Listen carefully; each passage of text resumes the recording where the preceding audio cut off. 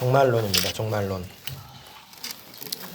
아, 종말론 하면은 좀 두렵죠. 네.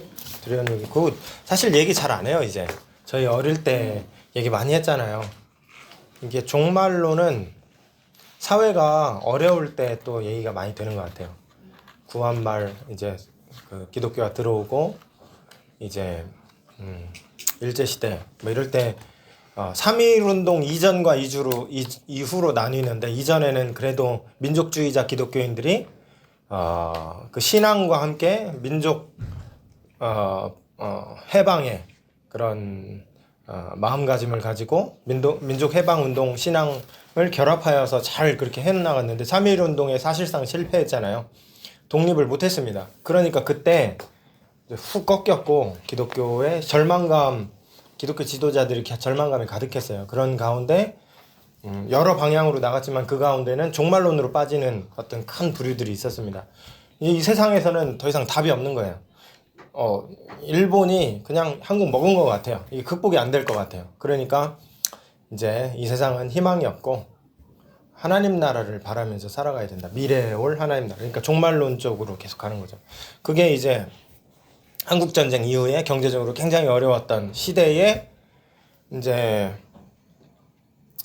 시골에서 도시로 간 노동자들, 되게 퍽퍽했잖아요. 한 20시간씩 일하고 쪽방에서 막 그랬잖아요. 그런 사람들 중에 신앙 가진 사람들도 종말론 쪽으로도 많이 또 가고, 그래서 70년대 80년대 종말론이 우리나라에 한번 확 이렇게 불같이 있었지 않습니까? 뭐가 있습니까? 다미선교회, 휴거 뭐 이런 거, 그리고 뭐 여러 가지 운동이 있었잖아요. 그런 것. 근데 지금은 한풀 꺾였어요. 그죠? 이것도 흐름을 잘 읽어보시면 이게 지금 세상의 현실과 맞닿아 있는 것을 알 수 있습니다. 세상이 그렇게 뭐 힘들다 하지만 옛날처럼 극단적으로 물질적으로 힘들다든지 육체의 노동으로 힘들다든지 그런 것도 아니니까 사실상 삶의 질이 상당히 올라갔고, 그런 사람들의 마음속에 하나님 나라를 희망하는 마음들이 좀 옅어진 것도 사실상 솔직히 있는 거예요. 그러다 보니 종말론이 얘기가 안 나옵니다. 그러니까 너무 그쪽으로 빠지는 것도 문제고, 이거 없는 신앙, 종말은 분명히 하나님이 마지막 때가 있다고 말씀하셨는데 이 부분에 대해서 다 간과하고 아무도 얘기 안 하고 그냥 이 땅에서 하나님 나라를 이룩하자, 이 땅에서 우리끼리 잘 먹고 잘 살자, 이런 쪽으로만 가는 것도 사실 신앙적으로 뭔가 지금 놓치고 있는 게 있을 수 있다. 이런 부분을 우리가 좀 간파해야 되는 부분인 거죠. 자, 보겠습니다. 칼 마르크스, 종교는 인민의 아편이다, 이렇게 얘기했습니다. 그래서 종교 현실을 망각하게 하고 현실의 불의함을 눈감게 하고, 그저 종교는 미래, 내세, 그래서 현실에 눈감게 해서 현실에 극복을 못하게 하는, 그래서 아편이다, 이런 얘기를 하는 거죠. 종교를 비판하는 사람은 한 번쯤 들어봤을 표현이죠. 종교는 현실의 억압과 고통에 무감하게 만드는 마약처럼. 고통이 분명히 있는데, 악이 분명히 있는데 이걸 극복해 나가야 되는데 극복하지 못하게 하는 겁니다. 종교가. 하나 빠져나 무감각하게. 무감각하게. 치명적인 매력과 중독성이 있다. 특별히 종말론은 내세에 대한 소망을 부풀어 오르게 하여서 일상을 충실하게 살아가려고 하는 노력. 그러니까 종말론은 종말을 너무 강조한 나머지 현실에 대한 힘을 빼버리는 그러한 효과가 있을 수 있다는 거죠. 역사를 변혁하려는 의지. 뭘 변혁합니까? 이 세상은 다 불타버릴 거고 하나님 나라가 올 건데. 그러니까 이 세상에서 별로 할 게 없어요. 죄 많은 이 세상은 내 집안이네. 내 모든 보화는 저 천국에 있네. 그러니까 나는 이 세상에 정들 수 없도다. 이 찬양 가사예요. 모르시죠? 네. 다 아시는 거예요. 이 세대가 달라서. 그러니까 그런 가사들을 생각해 보면 이 세대엔 기대할 게 없다. 이 시대에는 기대할 게 없다. 그래서 내세 하나님 나라 이것만 추구하게 하는 그런 이미지가 그런 메시지가 들어가져 있는 거죠. 역사를 변혁하려는 의지, 이런 게 없는 겁니다. 부정의, 부정부패 이런 걸 보면 싸워서 뭐 극복해낸다든지 뭐 이렇게 가야 되는데 힘을 쫙쫙 빼놓는 거예요. 어차피 이 세상은 그렇게 해봐야 결국 불의로 갈 것이고 하나님이 오셔야 끝나는 거야. 이러면 현실에서 할 게 없어요. 쓰레기도 막 버려도 되고, 그죠? 방사능 오염수가 바다로 가든지 말든지 어차피 주님 오시면 다 리셋되는데 뭐 그런 거죠. 그러니까 부정의에 대한, 예를 들어 뭐 전두환 시대, 윤석열 뭐 이런 상황들에 대해서 싸울 힘이 쫙쫙 빠집니다. 어차피 이 세상은 주님이 오셔야 정화되기 때문에 우리가 할 수 있는 게 별로 없어. 이렇게 가는 거죠. 그래서 부정의에 대한 저항의 힘을 빼앗아 버린다. 하지만 성서적 종말론은 단순히 내세에 대한 희망을 품으라고 권하지 않습니다. 내세를 희망해라 요런 얘기 정도가 아니라는 거예요. 단순한 얘기가 아니라 그 희망의 본질과 역동성은 역사의 주인이신 하나님의 신실함에 대한 믿음에서 흘러나온다. 하나님 신실하시고 하나님은 역사를 붙들고 이끌어가고 계세요. 줄다리기 하듯이 이렇게 끌고 가고 계셔요. 그 하나님이 역사를 의롭게 인도해 가실 거예요. 그리고 주님은 그 역사의 큰 흐름 가운데 우리를 사용하고 계세요. 협력하라고 말씀하세요. 그러니까 현실에 눈 감는 종말론이 아니라 현실에 대하여서 그 불의나 뭐 여러 가지 악함이 있다면 그런 것들에 대해서 저항하는 종말론인 겁니다. 그냥 눈 감고 어차피 주님 오셔야 돼 이러면서 이런 게 굉장히 탈역사적인, 지난번에 표현한 탈역사적인 신앙관을 만들어가요. 그게 극단적으로 가면 그냥 삶을 돌보지 않는 신앙이 돼버립니다. 우리 교회에도 한 분 계시잖아요. 우리 교회 성도는 아닌데 어제도 오셔서 저기 저쪽 벽에, 왜냐면 교회에서 못 들어오게 하니까 그 벽 잡고 웃으면서 이렇게 기도하고 계세요. 좀 무서워요. 네. 새벽에 가끔. 맞아요. 그분이 흰머리 약간 그분이니까 그분은 약간 죄송하지 말이지만 제정신이 아니에요. 그러니까 정신으로 문제가 네, 있어요. 그런 분인데 종교 중독 이런 표현들이 있어요. 종교 중독. 하나님의 뜻은 그런 거 아닌데 삶을 살라는 거죠. 예수의 정신으로.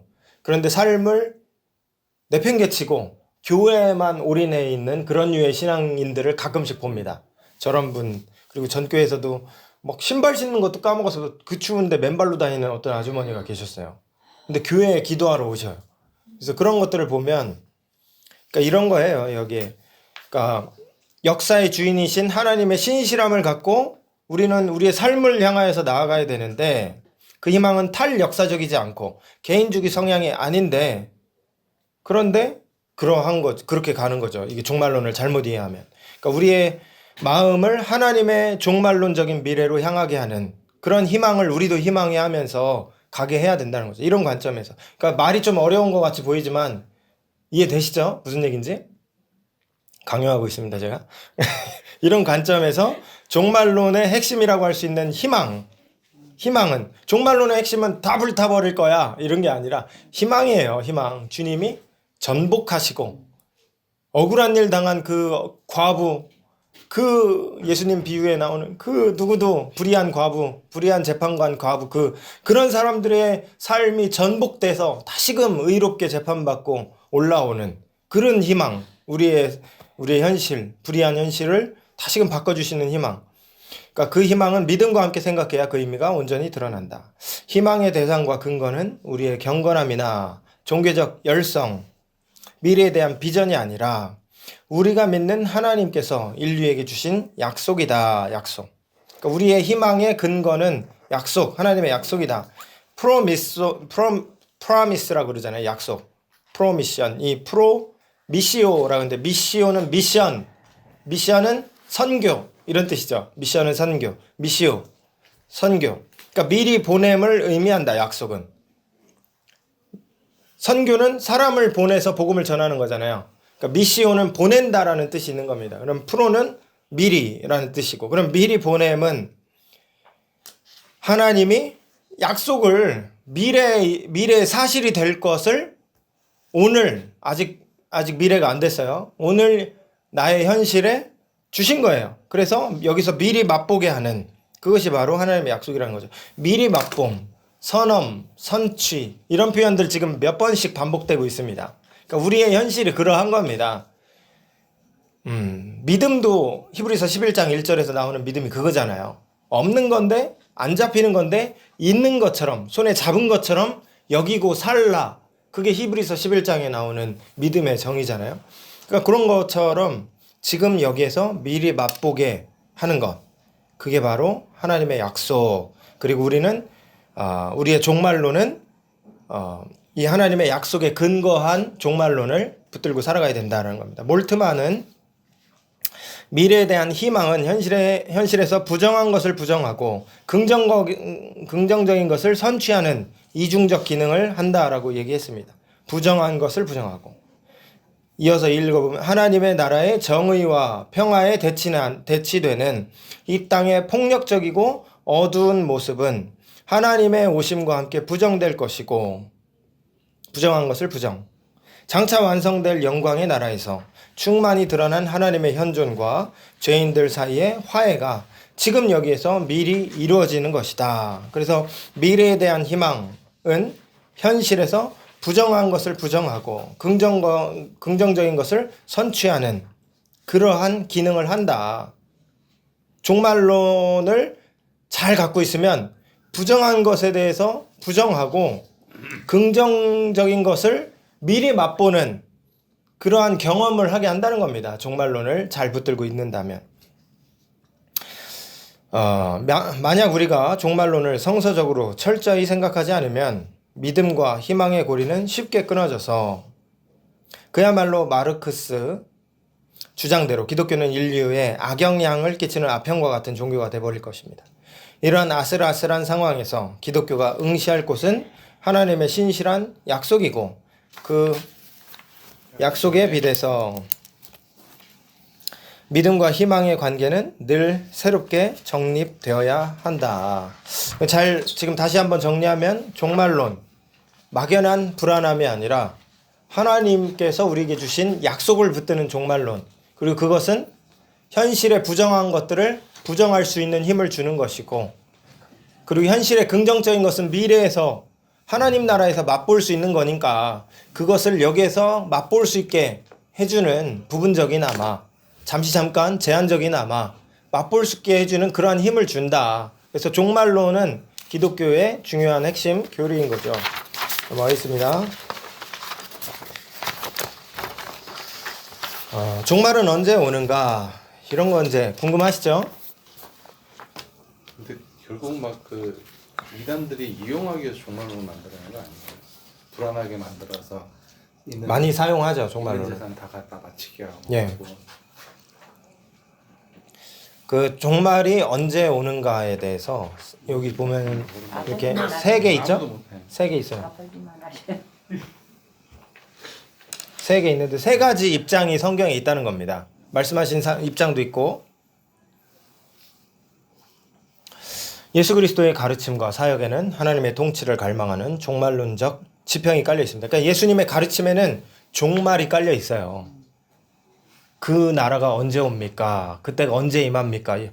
그러니까 예루살렘이 멸망한다라고 했을 때 제자들이 질문한 내용은 종말이 언제 옵니까? 이렇게 물어봤어요. 그러니까 제자들은 예루살렘 성이 멸망하면, 그것이 무너지면 종말이 온다라고 생각을 한 겁니다.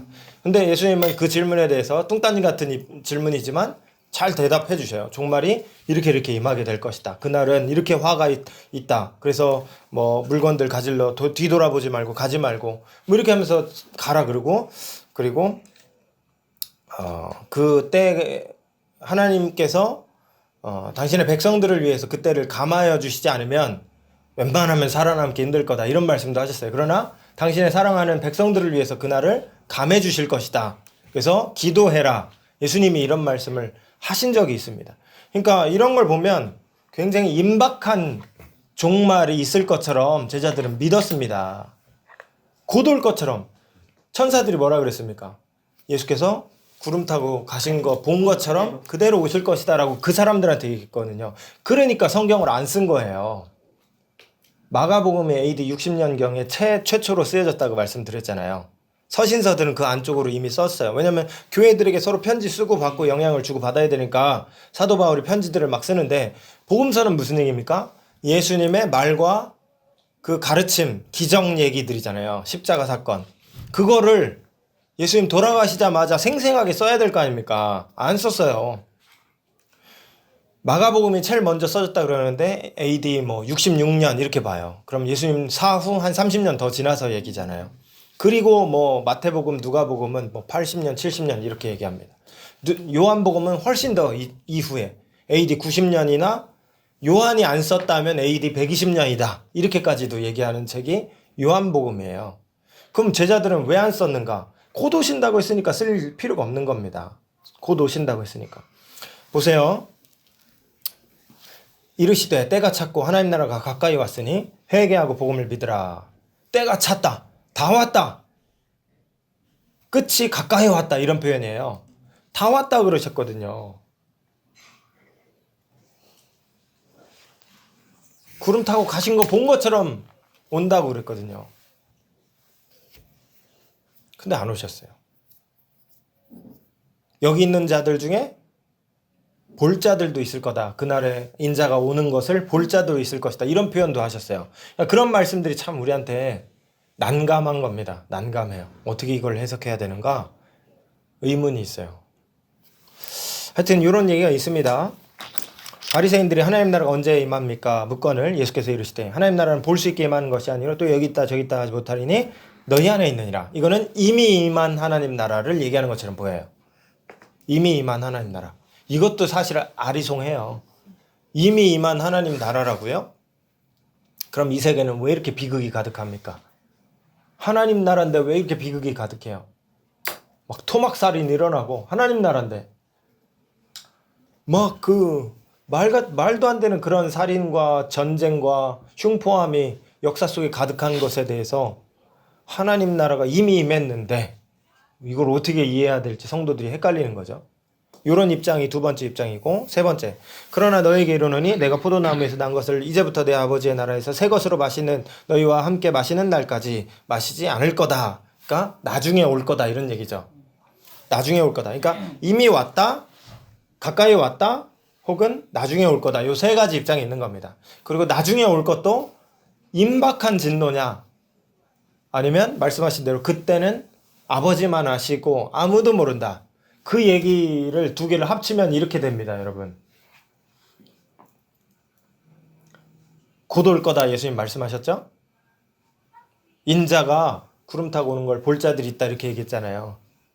그런데 그때는 아버지만 아신다. 아들도 모른다. 이 얘기도 하셨어요. 이걸 두 개를 합치면 예수님도 몰랐다 이렇게 되는 거예요. 예수님은 하나님이신데 그 예수님도 모르셨다 그때는 이렇게 되는 거예요.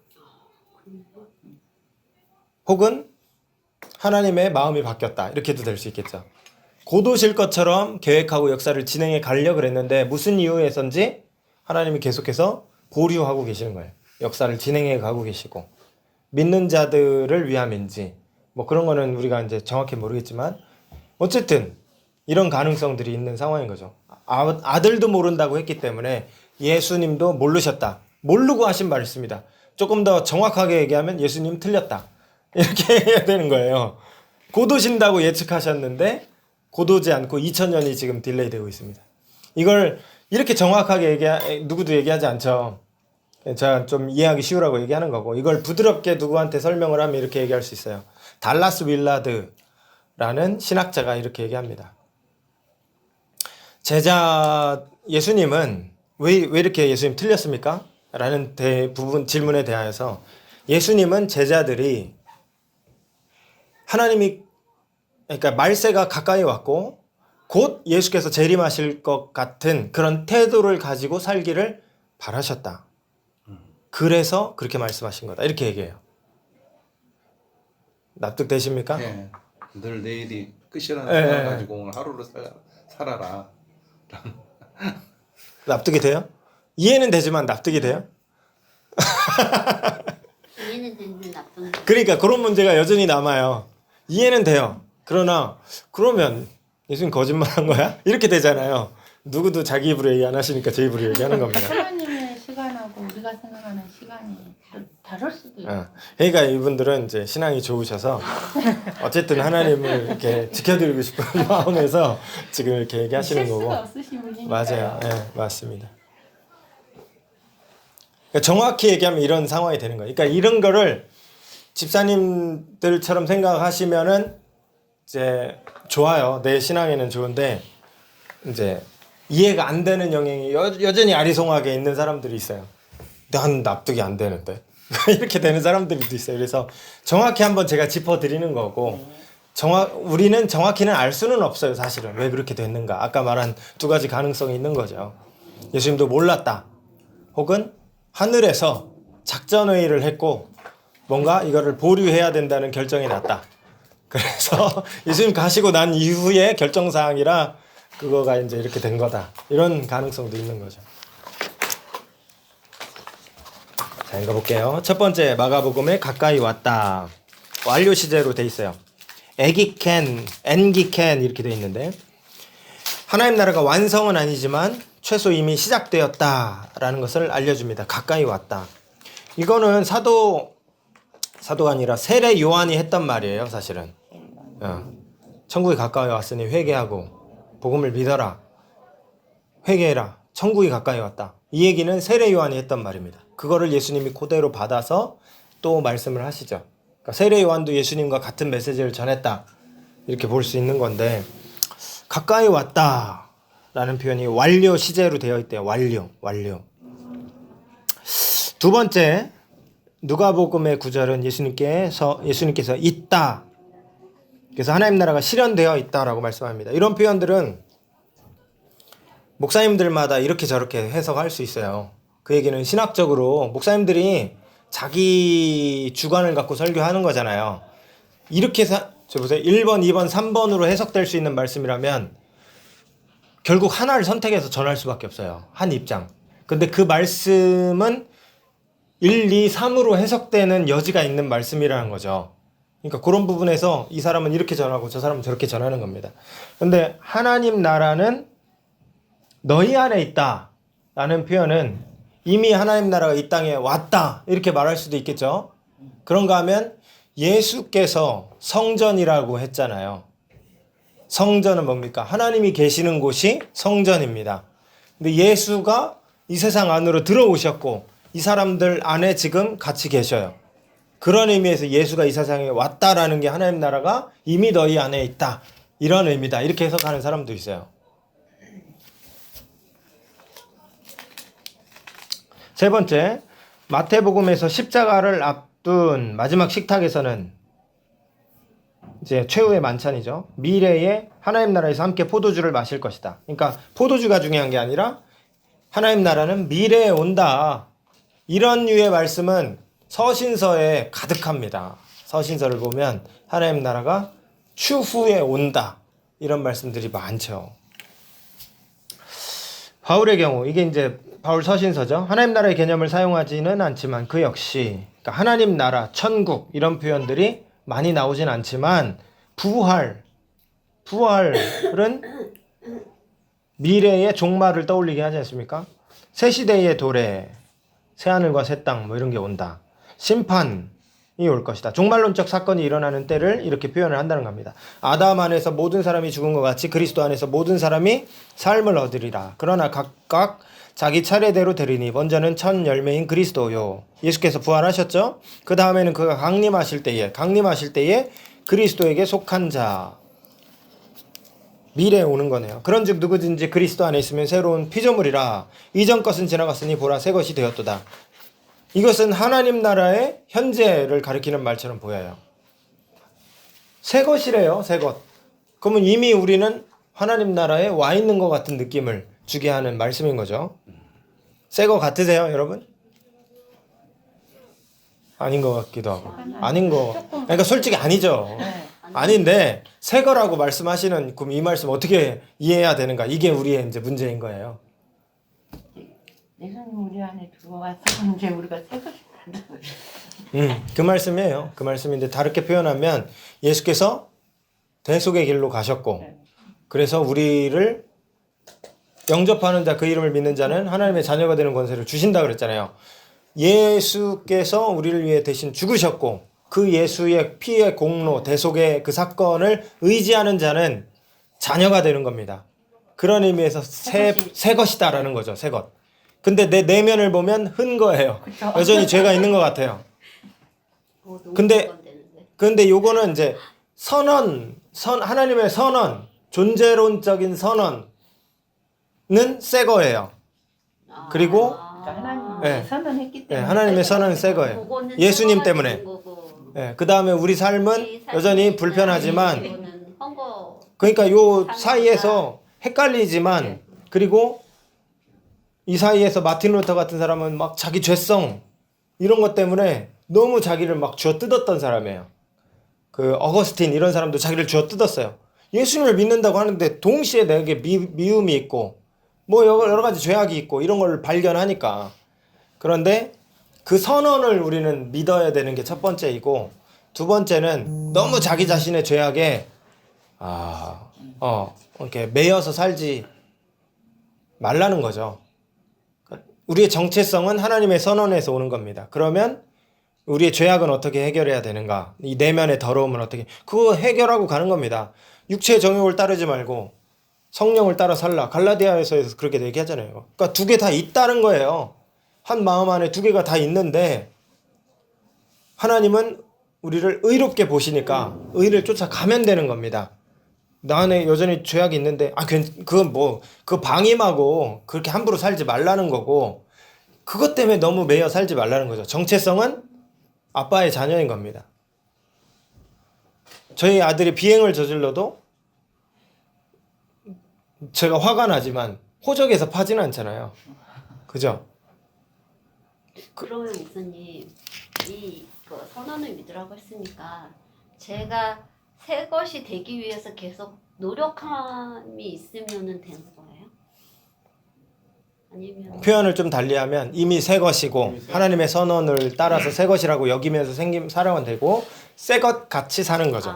새것 같이 거룩을 이루면서 사는 거죠. 더러운 걸 어. 씻으면서 그러니까 새 것이 되기 위해 노력한다. 요거는 이제 아니고, 그러니까 말을 아다르고 어달러서 그래요. 그게 신학적인 오류를 만들어낼 수 있어서 이미 새 거라고 선언하셨어요. 너희는 빛이라 선언하셨어요. 예수 공로로 의로워졌다 선언하셨어요. 그렇기 때문에 의로워진 사람처럼 살아가라 이거죠. 그러니까 행동은 뒤에 따라오는 거예요. 행동 보고 구원해 주시는 게 아니라 선언이 있고 그 다음에 행동이 따라가야 되는 거죠.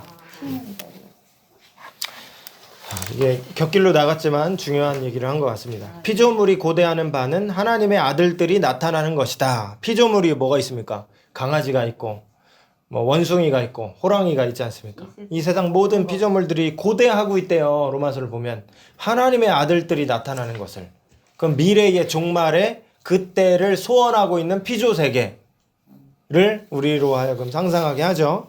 그러니까 그렇게 따지면 하나님 나라는 미래에 오는 겁니다. 미래. 그러니까 이렇게 바울 서신에도 이 세 가지 입장이 그대로 있다. 고린도전서에는 새 시대의 시작을 말하지만 아직 궁극적으로 완결되지는 않았다. 고린도 후서에서도 새 창조가 그리스도의 부활과 함께 실현이 되었다고 말합니다. 새 창조가. 그러니까 가운데 거. 새 창조. 새로운 피조물이라. 하나님이 창조했잖아요. 먼저 창세기에서. 그런데 예수께서 그 사건으로 말미암아 우리가 새 피조물이 됐대요. 새로운 창조물이 됐대요. 이거는 그러니까 이런 게 정확히 얘기하면 제가 정확히 말씀드렸잖아요. 미래에 온다니까요. 그거는. 이거 구분을 잘 하셔야 돼요. 미래에 오는데 그 미래의 약속이 너무 선명하고 확실하니까 그걸 땡겨서 오늘 맛보는 거예요. 그 선언인 겁니다. 그 선언. 예수 그리스도의 부활과 함께 우리에게 약속으로 주어졌고 그 약속은 너무나 확실하여서 우리를 이끌어간다. 로마서에 보면 그런 얘기가 잔뜩 합니다. 여기 나오네. 로마서에는 미래에 대한 기대와 기다림을 얘기한다. 이 다양함에 대해서 신학자들은 세 가지 견해를 말한다.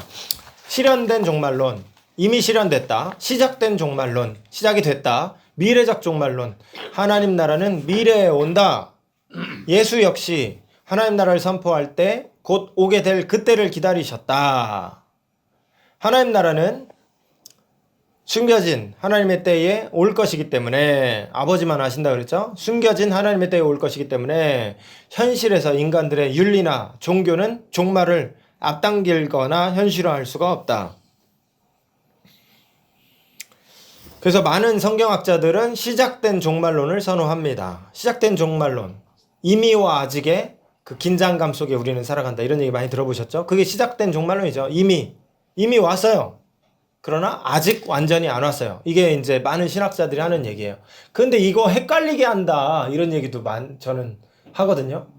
뭐냐면 이미 왔는데 아직 안 왔다는 건 또 무슨 얘기야? 뭐 이런 얘기가 저한테는 되게 설득력이 있었어요. 그러니까 정확히 얘기를 일단은 해드리고 싶은 거예요. 시작된 종말론이 틀렸다는 얘기가 아닙니다. 근데 팩트가 뭐냐? 종말은 미래에 온다. 이게 확실한 거예요. 이게 팩트고, 그러나 예수 십자가 사건이 그거를 시작하게 한 거예요. 그래도 이미 그게 이루어졌다. 이렇게 얘기하기에는 미래에 꼬린 들어갈 때까지 들어가야 된다는 거죠. 그거 뭐 히브리서 4장 얘기 많이 했지 않습니까? 3장 말미부터 4장. 미리 들어갈 때까지 들어간 거 아니다. 이게 히브리서 얘기예요. 그러니까 이미와 아직에서 이미에 너무 힘을 주면 방종한 크리스찬이 됩니다. 구원파 그리스도인들이 됩니다. 아직에 너무 힘을 주면 너무 불안한 그리스도인들이 되겠죠. 나 구원 받아야 되는데, 나 이렇게 오늘도 하나님 죄송해요. 내가 이렇게 하나님 마음을 아프게 해드렸는데 내가 구원 받을 수 있을까요? 너무 불안한 거죠. 요 사이에 우리는 어딘가에 있지만 요 두 개의 균형을 잡아야 되겠지만, 균형 잡는다고 두 개 다 얘기하다 보니까 이상한 종말론으로 이해하는 경우도 있다. 그래서 정확히 얘기하자. 종말은 미래에 온다. 그 얘기고 예수 사건으로 시작이 됐다. 이렇게 얘기를 할 수가 있는 것입니다. 예. 읽어볼게요. 결론적으로 말하자면 하나님 나라는 그리스도와 함께 이미 시작이 되었고, 단 얼굴과 얼굴을 맞대고 보는 게 아니라, 얼굴과 얼굴을 맞대고, 그게 아니라 부분적으로만 알 수 있는 현재. 그러니까 예수님을 No More Tear라는 김도연 씨 노래를 꼭 한번 들어보세요. 그 샬롬 성령이 오셨네. 성령이 김도현이거든요. 그분이 김도정. 현. 근데 그분 노래 중에 No More Tears가 있어요. 근데 그 가사 중에 나는 주님을 본 적이 없지만 주님이 그리워요. 이런 표현이 저는 너무 무너져요. 그 말이. 나 하나님에 대해서 맨날 얘기하는데 저도 뜬구름 잡는 것 같아요. 어떨 때는. 주님이 정말 그리워요. 너무 혼란스럽고, 저도 제가 아는 부분적인 지식만 가지고 여러분들에게 나누지만 정말 얼굴과 얼굴을 맞대어 보는 것처럼 확실하게 보고 싶고 알고 싶은 겁니다. 그러니까 이게 우리의 지금 한계예요. 이런 한계 속에 목사를 하고 있는 제가 그나마 제가 조금 더 알아갖고 그거 나누고 있는 것 뿐입니다. 그래서 우리가 부분적으로밖에 알 수 없지만 미래는 확실히 알겠죠. 이 긴장 속에 우리는 살아가고 있고, 이 긴장이 근데 기독교를 살아있게 하고 역동적이고 변혁적인 종교로, 그래서 저를 긴장하게 만드는 거죠. 안주하지 못하게 만들고 하나님 나라를 여전히 갈망하게 만들고. 주님을 본 적이 없어요. 그래서 주님이 어떨 때는 두리뭉실하대요. 그 서양화의 예수님 얼굴은 예수님 진짜 얼굴이 아니래요. 예수님 도대체 어떻게 생긴 겁니까? 정말로 2000년 전에 오셨습니까? 그러면 주님 저에게 더 확실히 보여주시고 알려주시고 주님을 확실히 믿고 따라가고 싶습니다. 믿음이라는 게 참 어떤 때는 있는 것 같은데 어떤 때는 너무나 참 어렵습니다. 이런 얘기를 하고 싶어요. 이런 우리가 얼굴과 얼굴을 맞대어 보는 것 같은 미래가 있을 거다. 주님을 분명하게, 그 사모하는 주님을, 내 사모하는 주님, 그렇게 노래 목 놓아 부르는데 정말로 우리가 봐야 되지 않겠습니까? 이 긴장 속에 우리가 살아가고 있고, 그것이 우리를 변혁적인 종교로 만들어간다. 이 독특한 시간성 때문에 우리는 현실에 속하는 동시에 부활과 함께 도래한 새 창조에도 속하게 된다. 이 땅을 살면서도 하나님 나라를 바라보게 하고, 하나님 나라를 바라본다는 것은 하나님 나라의 뭐랄까요? 그 표현이 참 제한적이라서 하나님 나라의 맛을 봤어요. 하나님 나라가 있다는 걸 알게 됐어요. 예수님 때문에. 그래서 그걸 포기할 수 없는 존재들이 된, 그게 우리들인 거잖아요. 이런 역설 속에, 어려움 속에 우리가 살아가고 있는 겁니다. 두려움의 종말론. 어릴 적에 종말론이 두려웠죠. 혼자 집에 있으면은 두려웠습니다. 불 안 켜고 창문으로 들어오는 햇빛, 한 줄기 햇빛을 보면서 불안한 거예요. 이 세상을 어떻게 살아가야 되나. 교회에서는 휴거 얘기를 막 하던 때였죠. 신발이 2켤레가 있는데 1켤레가 있는데 뭐 이렇게 신발 뭐 들림 받아서 신발 놓고 갔나 막 그런 얘기 있었잖아요. 예측하지 못한 때 그리스도께서 하늘에서 내려오시고 신자들이 하늘로 들려 올라갈 것이다. 공중에서 주님을 만날 것이다. 라는 데살로니가 전서의 말씀이 있거든요. 여기 이제 장이 빠졌네요. 나중에 찾아 넣어야 되겠습니다. 이 말은 어떻게 보면 성도들을 위로하게 한 말이었는데 이 말씀을 이상하게 사용을 하다 보니까 충격과 공포로, 그래서 나는 혹시 주님께 들림받지 못하면 어떻게 하지? 이런 불안함을 주는 겁니다. 두 사람이 있는데 한 사람만 들림받을 것이다. 예수님이 이런 얘기 한 적 있어요. 제가 그때 휴거 책을 읽고 나서 예. 진짜 그런 것인 목사님 말씀하신 것처럼 어느 순간 그때 중학생인가 휴거 책을 내가 읽었던 기억이 나요. 네, 그거 되게 불안하잖아요. 그런 종말 말세의 지향적 종말론 이런 것들이 막 되게 불안하게 만들었었습니다. 근데 저는 그 책을 보고 예수를 믿어야 되겠다고 마음. 휴거 책 봤어? 아무도 어떻게 봤어? 책을 좋아하니까 막 이것저것 읽다가. 그게 병아리 소리가 나요. 병아리 소리가 나요. 그러니까 하나님이 일하시면 어디서 어떻게 일하시는 네, 맞아요. 네. 자, 세대주의 종말론. 세대주의는 천년 단위로 끊는 거예요. 그래서 2000년 그래서 6일이 지났다. 그렇게 해서 지금 7일째는 안식일이잖아요. 그러면 역사가 언제 시작이 됐을까 하면은 6000년이 지금 딱 지난 거예요. 성경에서 스타트해서 이렇게 오면은 그걸 다 쉬어볼 수 있잖아요. 누구는 몇 살에 죽고 몇 살에 낳고 이거 하니까 다 쉬어볼 수가 있는데 그거 누가 했어요. 그리고 그거는 제 기억에는 제7안식일 2단에서 그거 처음 한 거예요.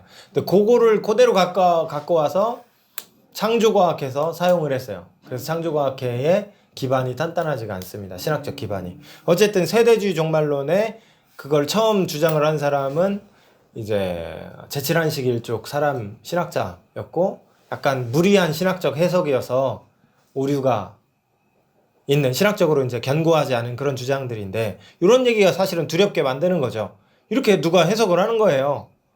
1000년. 그러니까 첫째 날, 둘째 날, 여섯째 날까지 창조하시고 일곱째 날 안식하셨잖아요. 그거 그대로 가져와서 역사가 지금 2000년, 그러니까 아브라함 창조로부터 쭉 오면은 한 4000년 지났고 예수님까지, 예수님 이후에 2000년 지났으니까 지금이 종말의 때에 이제 안식하실 때가 가까이, 이런 얘기는 두렵죠. 14만 4천 거기 보면은 계시록 7장 4절에 나오고, 어디서 이 얘기 많이 하죠? 구원파입니까? 어디입니까? 신천지에서. 신천지. 넘었대요. 그러니까요. 그것도 교리를 만들어내겠죠. 이미 만들어 있을 것 같고. 예. 14만 4천 명만 구원을 받는 것인가? 이런 거 헷갈리실 텐데 그렇지 않습니다. 여기를 성경을 잘 읽어보면 성경만으로도 해석이 가능해요. 그 안에 14만 4천은 좀 이스라엘의 대표격인 사람들을 14만 4천이라고 얘기하고 그 외에 신자들이 있어요. 그리고 이거는 상징 언어로 되어 있잖아요. 붉은 말을 타고 검정 말을 타고, 검정 말은 뭐고 붉은 말은 뭐냐? 상징 언어예요. 계시록의 상징 언어. 시를 내 마음은 호수요 하면은 내 마음이 진짜 물로 돼 있진 않잖아요. 이게 상징 언어란 말입니다. 뭔가를 가리키는 언어들이었는데 그걸 팩트로 받으면 해석이 오류가 되는 거죠. 14만 4천도 그런 의미로 살펴봐야 되는 부분인 겁니다. 어쨌든 이런 부분들이 두렵고 떨림으로 구원을 이루라고 했는데 오히려 공포, 종말로는 공포, 실족을 유발하는 교리처럼 보입니다. 성서에서 생생히 묘사된 우주적 재앙, 그 재앙 무섭잖아요. 그 아마겟돈 얘기가 계시록에 나와요. 그리고 예수님께서 말씀하신 종말론 그 장을 마태복음 거기를 살펴보면 두렵습니다. 그래서 이런 걸 처음 읽었을 때 굉장히 두렵게 느껴진다는 거죠. 근데 그러면서도 일상을 평온하게 사랑하며 돕고 섬기며 과부들도 돕고 형제들을 사랑하며 돌보며 이렇게 살아가라. 이게 참 어렵다. 고도실 것처럼 생각하면서 살아가라고 하면서도 또 일상을 평온하게 형제 사랑하면서 살아가라고 하신 이 말씀을 우리는 어떻게 이해해야 되는가? 인간의 죽음은 하나님의 심판인가? 죽음에 대해서 여러분, 인간은 죽을 수밖에 없는 존재입니다. 인간은 죽음을 향해 가고 있습니다. 그래서 철학자 마르틴 하이데거가 죽음을 인간의 현 존재에 고유하고 극복될 수 없는 가능성이라고 봤습니다. 그러니까 이건 저도 평소에 설교할 때 많이 하던 얘기고, 죽음이야말로 우리의 한계고 우리의 절망이다. 이렇게 살아도 죽고 저렇게 살아도 죽고, 부자로 살아도 죽고, 가난하게 살아도 죽고, 건강하게 살아도 죽고, 100년 후에는 서행원을 기억할 사람이 아무도 없습니다, 여러분. 그러잖아요. 이 절망감이 너무 나를 압도하면 우리는 우울증에 걸리고 이 생을 유지할 수가 없게 되는 거죠. 그러니까 죽음은 불안입니다, 인간에게. 근원적 불안. 자기 삶에 충실하지 못하게 만들어요, 죽음은. 어차피 죽을 건데 뭘. 욜로도 결국 한 번뿐인 인생, 이 얘기의 끝은 결국 죽는다는 게 거기 있으니까 흥청망청 살자, 이게 욜로 아니겠습니까? 혹은 하고 싶은 거 다 하고 살자, 이런 거 아니겠습니까? 타인의 삶을 친절히 인정하지도 못하고 존중하지도 못해요. 하이데거는 이 비극적 상황에서 벗어날 길이 있다라고 했는데, 그게 뭐냐면 자신이 죽음을 향한다는 사실을 회피하지 말고 맞서 싸우자, 그걸 받아들이자, 그리고 죽음을 향해 선구적 결단을 하자.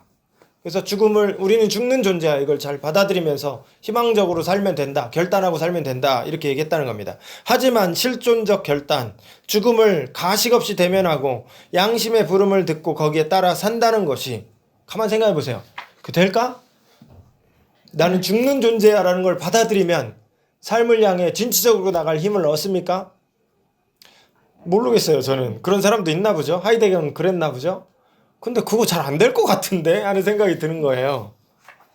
극복이 잘 안 될 것 같은데 의견이 갈린다. 예. 4페이지. 그럼 기독교는 죽음의 문제에 대해서 어떤 의견을 가지는가? 기독교 죽음에 대해서, 무로부터 창조된 인간이 비존재로부터 와서 비존재로 다시 돌아가는 것은 어찌 보면 당연한 일일 겁니다. 인간에게는 한정된 시간만 허락되어 있습니다. 그런데 왜 인간은 죽음을 자연스럽게 받아들이지 못할까? 죄 때문이다. 성경은 그렇게 얘기합니다. 기독교의 입장이에요. 왜 죽음이 두려운가? 죄 때문이다.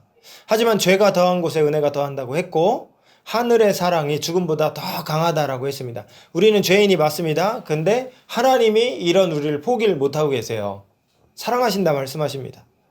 성서의 약속에 따르면 이 땅에서의 삶을 마칠 때 신자들을 기다리는 것은 죽음이죠. 우린 다 죽어요. 그런데 죽음만이 아니라 하나님도 거기 있어요.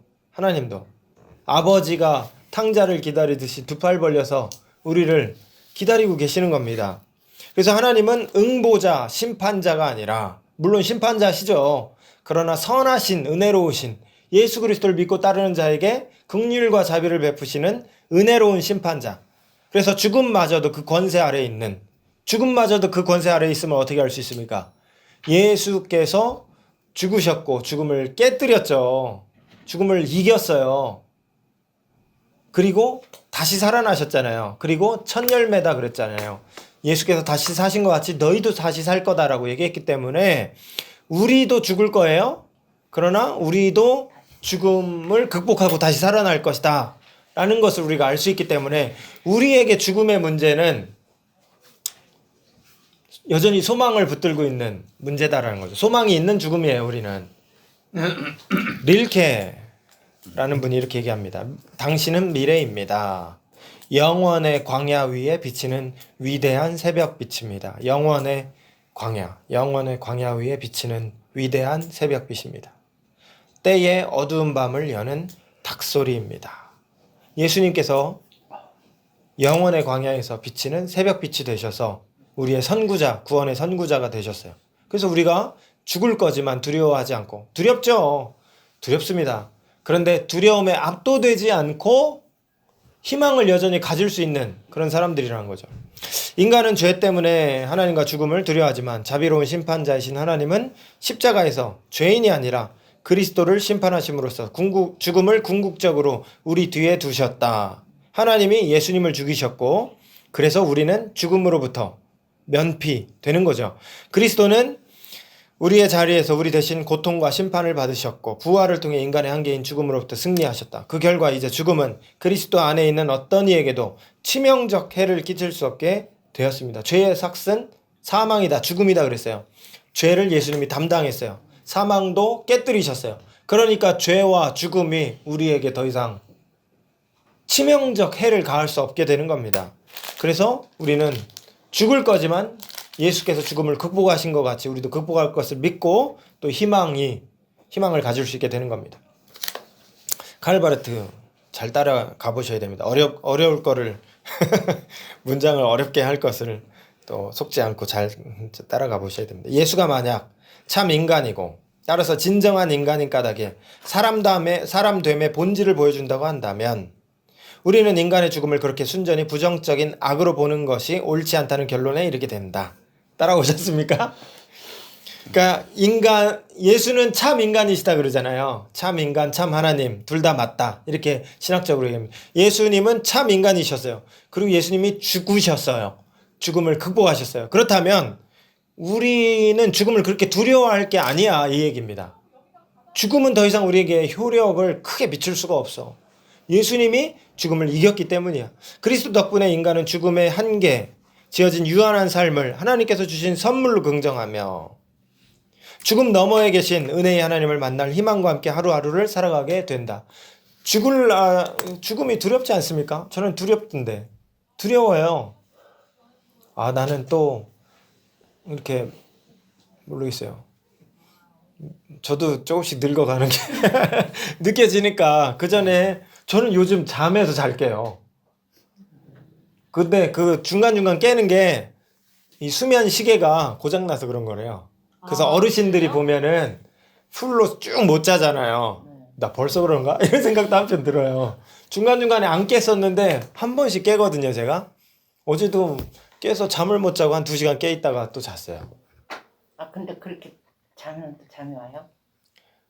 근데 한 2시간 정도 이제 또 깨어 있으면 다시 잠을 자야 되는데 그러면 또 새벽녘에 나갈 시간이 되니까 이제 불편한 집사님 먼저 겪으셔서 어쨌든 그런 걸 생각해 보면 사실 죽는 거에 대해서 불안함이 있거든요. 이제 조금씩 기능이 약해지고 있고 건강하던 어떤 부분들이 약해지고 있고 죽음에 가까워지고 있구나 이런 불안함이 사실 저도 있어요. 그런데 그거 받고 그것만이 아니라는 겁니다. 신자는 희망이 있다는 거죠. 희망이. 예수께서 지금까지 여태 설명한 그걸로 인한 우리에게 희망이 있어요. 그러니까 불안에 잠식당할 수 없어요. 우리는 불안하지만 그 현실이 우리에게 불안하지만 여전히 그러나 예수님 때문에 희망이 주어진 존재들 그리고 희망을 붙들고 살아가야 될 그게 우리의 신앙의 자세인 거죠. 두려움이 있지만 두려움을 물리치고 그거는 약간 뒤로 하고 주님이 해결해 놓으신 그 희망을 소망하면서 이제 붙잡으면서 그렇게 살아가는 존재들이 되어야 된다. 아담 이후 죽음이 인류에게 각인한 두려움과 공포로부터 자유로워진 현 존재가 그리스도와 함께 역사에 나타났다. 같은 얘기들이에요. 이는 죽음으로 향하는 존재가 아니라 부활로 향하는 존재이다. 이 말은 너무 멋있죠. 죽음으로 향하는 존재가 아니라 부활로 향하는 존재다. 같은 말이네. 죽음인데 우리도 죽을 건데 우리는 죽음 너머에 부활이 있다는 걸 알고 믿고 진짜로 있는 사람들인 겁니다. 그래서 소망이 있는 거예요, 우리한테는. 그래서 최근에 이제 장례당한 가정들이 교회에 많았지만 한 가정이 그렇게 목사님 너무 걱정하지 마세요 이렇게 얘기하더라고요. 너무 걱정하지 마세요. 잘 하고 있고 제가 잘 하고 있습니다. 그리고 평안합니다. 이런 얘기를 하시더라고요. 그런 얘기를 하시는데 이런 맥락에서 하시는 말씀드리겠죠. 소망이 있어서 그런 거예요. 소망. 예수의 죽음과 부활 덕에 인간의 유한성은 본질적으로 부정한 것이나 악한 것이 아님이 계시되었다. 우리가 유한합니다. 죽을 거예요. 죽음은 부정한 것이죠. 시신이잖아요. 죽음은 냄새나는 겁니다. 죽음은 더러운 거예요. 근데 부정한 것이 아니게 돼버린 겁니다. 예수님 때문에. 예수님 때문에. 그렇기 때문에 실존적 결단, 하이데거 아까 결단하면 된다. 죽음을 마주하면 된다. 으쌰으쌰 화이팅! 이걸로 아니고 기독교는 죽음을 이기신 하나님에 대한 믿음, 그리고 그분의 약속에 대한 희망이 일상을 살아가는 힘이 된다. 날마다 우리는 낡아져 가지만 한편 예수님을 만날 날이 가까워진다. 하나님 나라에 들어갈 날이 가까워진다. 이런 희망이 있습니다. 우리한테는. 저희 어머니도 나는 오래 살고 싶지 않아. 하여튼 이런 같은 맥락에서 그런 얘기 하셔요. 예. 좀 쉴까요? 예, 계란 하나 먹겠습니다.